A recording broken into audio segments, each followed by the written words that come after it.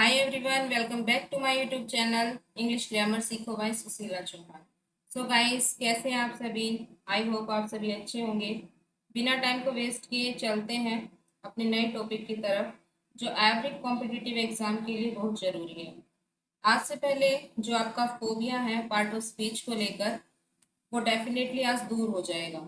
So guys, आपको अगर मेरी वीडियो जरा सी भी इंफॉर्मेटिव लगे तो please support me to click the subscribe button. तो चलिए करते हैं स्टार्ट अपना टॉपिक, जो कि है पार्ट ऑफ स्पीच।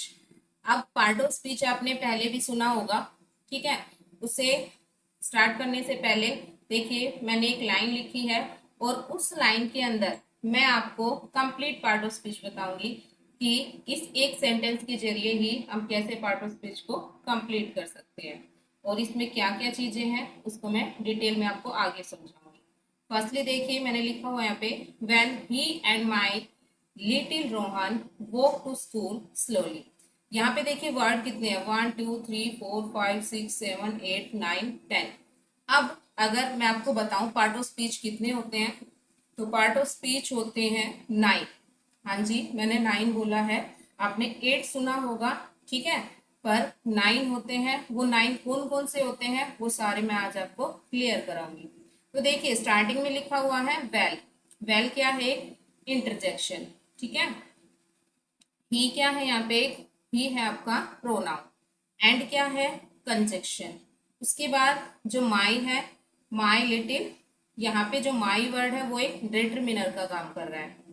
रोहन, यहाँ पे आपकी फिर से नाउन आ गई है। उसके बाद वो आपकी वर्ब आ गई है। टू आपकी प्रीपोजिशन है। स्कूल आपकी नाउन है। एंड लास्ट स्लोली क्या है? आपका एडवर्ब है। तो कहने का मतलब है, जो पार्ट ऑफ स्पीच की 9 टाइप होती है इसी एक सेंटेंस के अंदर कंप्लीट हो गई है। कि मैंने आपको बता दिया इसमें कौन सा वर्ड क्या क्या है, और आगे हम डिटेल से देखेंगे इसमें की सारी चीजें कैसे होंगी और कैसे आप इसको समझ पाओगे। तो देखिए, पार्ट ऑफ स्पीच अगर टोटल आपसे पूछी जाए तो होती है 9। फर्स्ट इसमें आती है noun, second pronoun, third adjective, fourth determiner, then verb, adverb, conjunction, preposition and last interjection. तो टोटल आपकी पार्ट ऑफ स्पीच होती है 9। अब चलिए एक एक करके इनको हम समझ लेते हैं। फर्स्ट आता है नाउन। अब नाउन आपने पढ़ी भी होगी और मैंने भी अपनी वीडियो में अच्छे से डिटेल से समझाया है। आपने अगर वो वीडियो नहीं देखी है तो जरूर आप देखिए। तो नाउन होती है नेमिंग वर्ड, मतलब कहने का क्या है, ऑल नेमिंग वर्ड। कोई भी नेमिंग वर्ड है वो सारी किसके अंदर इंक्लूड होती है? आपकी नाउन के अंदर। फॉर एग्जाम्पल जैसे राधा है, राधा क्या है? लड़की का नाम है, ठीक है। तो ये क्या है? एक नाउन। गर्ल क्या है? गर्ल मतलब लड़की, ये किस में काउंट हो जाएगी? आपकी कॉमन नाउन में। टीचर है, टीचर किस में हो जाएगी? कॉमन नाउन में। ऐसे ही जो मिल्क है वो मैटीरियल नाउन में। सिटी है वो आपकी कॉमन नाउन में। एंड इंडिया है वो आपकी प्रॉपर नाउन में। कहने का मतलब है, जिस भी चीज को आप जिस भी नाम से जानते हो वो सारी किस में इंक्लूड होती है? नाउन में, ठीक है। आपने जिस भी चीज को जिस भी नाम से जाना है, आप जैसे भी उसको पढ़ते हो, बोलते हो, उस नाम से पुकारते हैं, वो सारी किस में इंक्लूड होंगी? नाउन के अंदर। सेकेंडली है हमारा प्रोनाउन। अब प्रोनाउन क्या होता है? प्रोनाउन होता है सर्वनाम। और हम करते कहाँ पे हैं इसको यूज? Replace a noun. जहां भी आपको नाउन दी जाएगी उसकी जगह आप क्या लगा सकते हैं? प्रोनाउन लगा सकते हैं। कहने का मतलब है कि हम नाउन का जो प्रोनाउन है, प्रोनाउन का यूज कहाँ करेंगे? जब भी हमें किसी नाउन की रिपीटेशन खत्म करनी है। फॉर एग्जाम्पल जैसे I, you, we, they, he, she, it, ठीक है। ये सारे किस में आते हैं? प्रोनाउन में आते हैं। और हम इनका यूज कहाँ पे करते हैं? कोई भी जो नाउन होगी उसके प्लेस पे हम इसका यूज कर सकते हैं। नेक्स्ट है हमारी एडजेक्टिव। अब एडजेक्टिव क्या होती है? एडजेक्टिव होती है विशेषण। विशेषण मतलब डिस्क्राइबिंग वर्ड, मतलब जो भी किसी भी शब्द को क्या करेंगे, उनके उनकी विशेषता बताएंगे, उनको एक्सप्लेन करेंगे, उनको और ज्यादा उनको क्लियर करेंगे। वो किस में आता है? आपका एडजेक्टिव के अंदर। और ये मेनली अगर पूछा जाए तो ये नाउन और प्रोनाउन दोनों की क्वालिटी बताता है।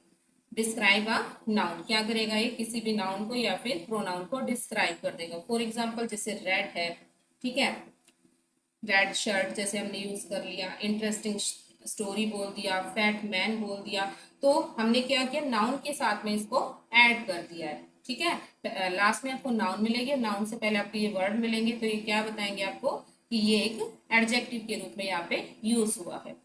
फोर्थ है हमारा डेटरमिनर। अब डेटरमिनर क्या होता है? डेटरमिनर होता है लिमिटिंग वर्ड, मतलब ये किसी भी चीज की लिमिट निश्चित कर देता है कि कोई चीज है कितनी।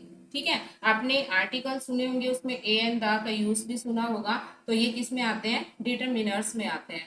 सम, मैनी, ये भी किस में आते हैं? डिटरमिनर्स में आते हैं। जैसे कि मान लीजिए वे स्टूडेंट्स कितने, एक हैं, दो हैं, है ना। ये कहने का मतलब चाहे कोई काउंटेबल हो चाहे अनकाउंटेबल हो, और उनको फिक्स करने के लिए किसका यूज करते हैं? डेटरमिनर्स का यूज करते हैं। नेक्स्ट है हमारे वर्ब। अब वर्ब क्या होगी? वर्ब आप जानते हैं क्रिया। क्रिया क्या होती है? काम को करना, मतलब जो भी काम सब्जेक्ट के द्वारा किया जाता है वो सारी किस में इंक्लूड होती है? वर्ब में। इनके टाइप अगर हम कहें तो दो प्रकार से हो सकते हैं। एक तो होती है आपकी एक्शन वर्ब, सेकंड होती है स्टेट वर्ड। अब एक्शन वर्ब मतलब जो भी हम काम करेंगे वो हो जाएगी। स्टेट वर्ड जैसे कि इनकी फॉर्म होती है बी, डू, हैव। अब बी, डू, हैव इनमें हम देख भी लेते हैं, बी में कौन सी हेल्पिंग वर्ब होती है, डू में कौन सी होती है, एंड हैव में कौन सी होती है। बी में आती है आपकी इज, एम, आर, वॉज पर। डू में आता है आपका do, does, did, and have में आता है आपका हैज, हैव, हैड। उसके बाद जैसे कि मैंने आगे लिखा हुआ है वर्क, डांस, ये क्या कौन सी वर्ब हो गई है? ये हो गई है आपकी एक्शन वर्ब, क्योंकि इसमें काम किया गया है। ठीक है, उसके बाद और मॉडल्स, जो मॉडल्स होते हैं वो भी सारे किस में इंक्लूड होते हैं? वर्ब में ही इंक्लूड होते हैं। फिर नेक्स्ट है हमारी एडवर्ब। अब एडवर्ब क्या होगा? एडवर्ब होगी क्रिया विशेषण। क्रिया विशेषण मतलब जो क्रिया की विशेषता बताएगा, तो खाली क्रिया की ही नहीं, उसके साथ जो एडवर्ब की भी क्वालिटी बताए वो भी क्या होते हैं? एडवर्ब भी होते हैं।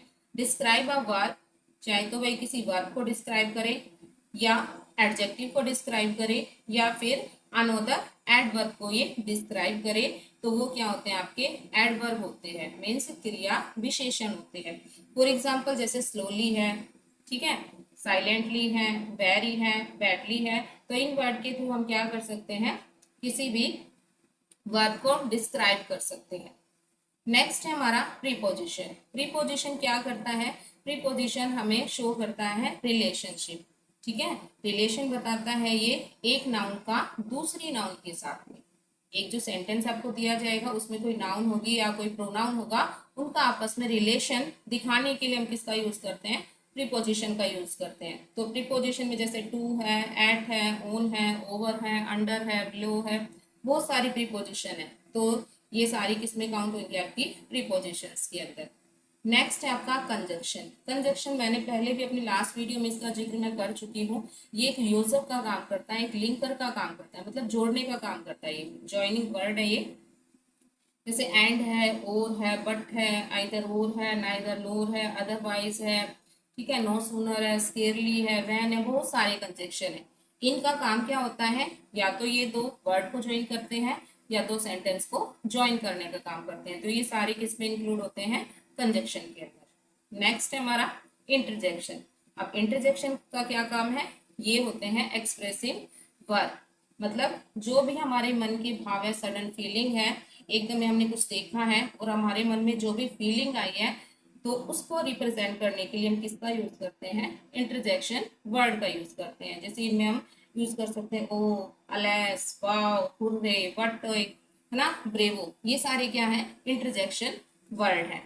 तो इनके थ्रू हम क्या रिप्रेजेंट कर सकते हैं? इंटरजेक्शन को शो आउट कर सकते हैं। तो गाइस मैंने आज आपको part of speech best effort से सिखाई है। आई होप सो आपको समझ आई होगी। और ये मैंने थोड़ा सा टॉपिक था तो काफ़ी बड़ा, लेकिन मैंने इसको काफ़ी शॉर्ट किया है ताकि आप थोड़े समय में ज़्यादा चीज़ें सीख सकें। तो अगर आपको भाई ये वीडियो अच्छी लगी हो या थोड़ी भी इंफॉर्मेटिव लगी हो तो प्लीज़ सब्सक्राइब माय चैनल और इस वीडियो को ज़्यादा से ज़्यादा शेयर करो, ताकि जिन लोगों को इन चीज़ों में कुछ डाउट है उनके डाउट क्लियर हो सके। Thanks for watching me. Have a nice day.